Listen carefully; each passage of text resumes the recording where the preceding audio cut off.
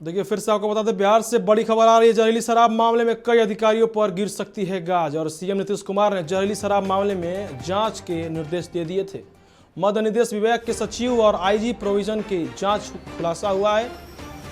नप सकते हैं कई प्रशासनिक पुलिस अधिकारी और मद्य निषेध विभाग के अधिकारी। जांच में आई पुलिस और मद्य निषेध विभाग के अधिकारियों की भारी लापरवाही रिपोर्ट आने के बाद होगी। पुलिस और अधिकारियों पर कार्रवाई होगी और मद्य निषेध विभाग ने इस पर जांच जारी कर दिया है। कई पुलिस प्रशासनिक पर गाज गिर सकती है, गिरोह में आ सकते हैं।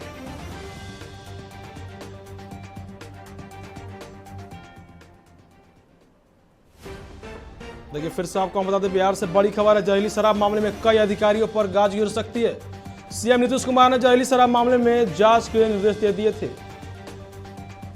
मद्य निषेध विभाग के सचिव और आईजी प्रोविजन की जांच में खुलासा हुआ है और कई प्रशासनिक पुलिस अधिकारी भी इसमें आ सकते हैं।